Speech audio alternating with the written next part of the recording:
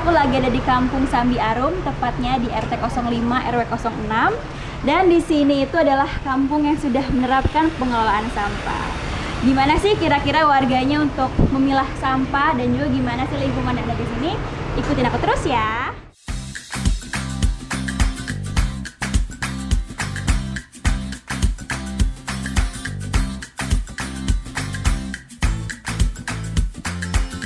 Permasalahan sampah itu merupakan masalah yang sangat kompleks dan membutuhkan kolaborasi dari multi pihak, entah itu dari pemerintah, swasta, komunitas, seperti masyarakat di sini, akademisi, media, dan lain sebagainya.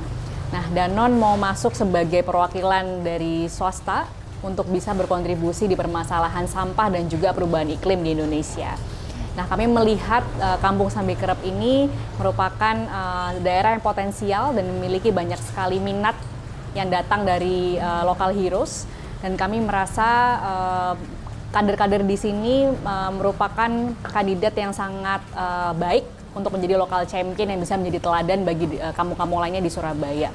Maka kami berkolaborasi dengan komunitas lokal yaitu Nol Sampah untuk dapat memberikan dukungan dan support bagi Kampung Sambi Kerep ini untuk bisa menjajaki level yang lebih tinggi lagi, khususnya untuk proklim seperti itu. Nol Sampah itu adalah sebuah pergerakan berbasis non-profit ya, di mana pergerakan itu dimulai dari komunitas, kemudian menggerakkan masyarakat, di mana diharapkan adalah perubahan-perubahan terhadap perilaku masyarakat yang tentang pengolahan lingkungan, pengolahan sampah, penggunaan plastik sekali pakai, seperti itu. Bank sampah? Ya, gudangnya bank sampah. Jadi dalam 1 bulan kita bisa mereduksi sampah itu ada sekitar 800 sampai 1 ton per bulannya. Ada sebagian yang kita olah, ada daur ulang, gitu daur ulang.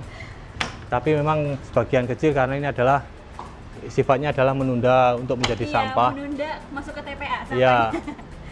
Ini ada beberapa karya yang kita punya divisi untuk daur ulang sendiri, jadi mereka benar-benar untuk melakukan pengolahan daur ulang itu sendiri.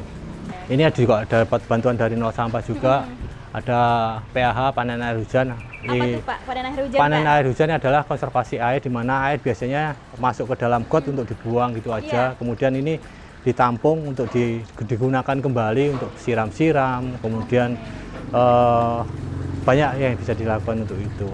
Oke, Assalamualaikum Ibu. Ngapain Ibu? Udah milah sampah, sampah kemasan, sachet banyak ya Bu ya? Iya. Tantangan apa sih Bu untuk milah sampah, mungkin Ibu yang nerapin milah sampah Bu?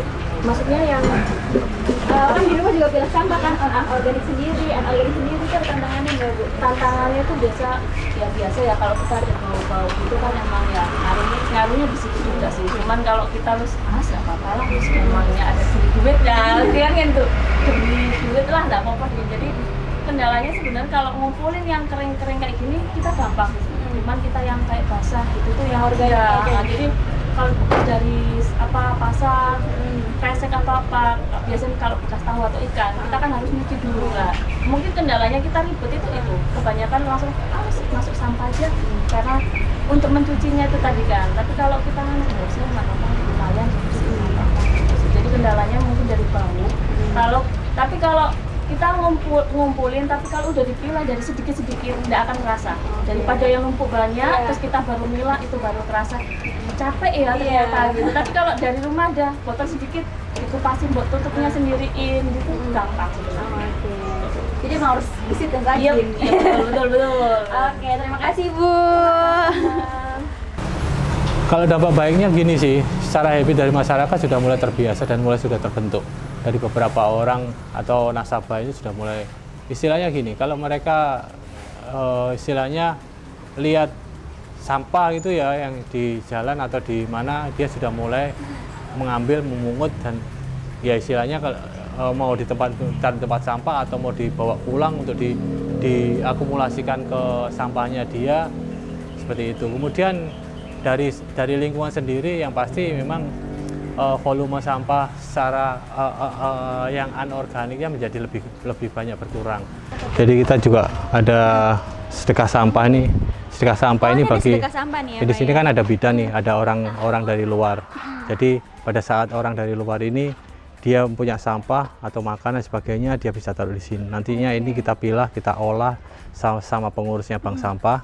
Kemudian dari situ akhirnya ini menjadi profitnya dari bank sampah. Sobat Greeners, jadi kalau misalkan di sini udah banyak sekali nerapin kantong-kantong buat pakan maggot gitu. Jadi kan kalau misalkan sampah organik itu bisa diurai dengan maggot ya, Sobat Greeners. Terus selain itu juga dikompos ya Pak ya? Iya. Dikompos, terus juga di sini warganya udah pada pinter-pinter ya milah sampah organiknya sendiri. Terus tadi anorganiknya ke bank sampah gitu ya Pak ya? Oke. Ini kita bikin Itu apa tuh Pak? apa namanya? Minyak. Oh bukan, dari maggot itu kita fermentasikan. Fermentasi, jadi Iya, fermentasi untuk ini sih, untuk pupuk aja. Pupuk ya? Ya, untuk sama diolah untuk dipakai untuk bahan campurannya, makanannya ikan. Kalau komposnya itu berarti jadiin pupuk juga kan ya? Ya, betul. Kalau kompos yang dari rumah, beberapa rumah bisa ditaruh di sini di depan, atau yang dari POC itu kalau dia penuh kan kita ambil cairannya. Jadi sampah yang padat kita ambil masukkan di kompos bag. Jadi kan bisa diolah lagi. Situ terus tetap diisi. Oke. Ibu sebagai ibu rumah tangga gitu kan pasti mengatur dalam rumah, anak juga pasti kan harus buang sampahnya terpilah sekarang. Itu gimana Bu tantangannya Bu? Tantangannya ya luar biasa. Jadi ngedukasi anak itu supaya dia kalau nyampah dibawa pulang ke rumah. Jadi kita mengedukasinya dari kita sendiri. Kalau bawa makanan, bawa bungkus saset atau apapun tetap dibawa pulang. Jadi tidak dibuang di tempat sampah. Sebelum memilah dan sesudah memilah apa sih Bu perbedaan yang dirasain Bu? Sebelum memilah, kalau dulu sampah ada di bak sampah itu selalu diambil sama itu tukang yang cari tongsok itu. Pemulung. Disobek-sobek diambil, akhirnya banyak tikus lah yang di situ. Tapi kalau sudah kita terpilah seperti kayak ada topama, itu tikus tidak banyak masuk di tong sampah. Jadi sudah jauh berbeda. Lebih enak ya Bu sekarang milah ya? Ibu tahun berapa Bu memilah Bu? Mulai dari tahun berapa? Dari 2009 untuk sedekah sampah, untuk ke bank sampah dari 2011. Wah itu udah lama banget ya, udah 10 tahun lebih ya Bu ya. Wah luar biasa sekali. Sebagai kader berarti nularin kebiasaan itu juga ke masyarakat sini ya Bu ya? Iya, selain menulari juga mencontohkan dari kita sendiri. Oke.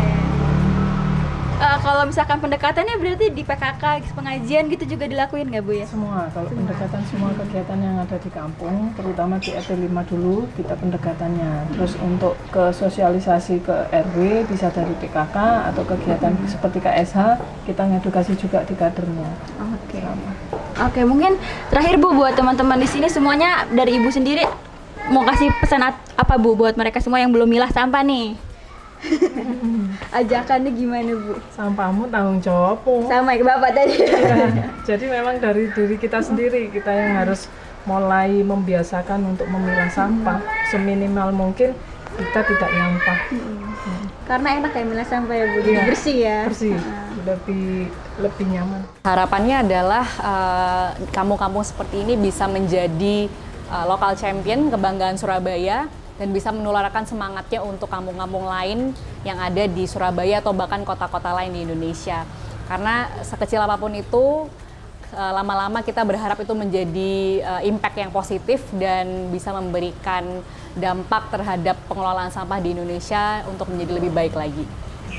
Di mana sampahmu adalah tanggung jawabmu. Sudah berapa sampah yang kau hasilkan hari ini?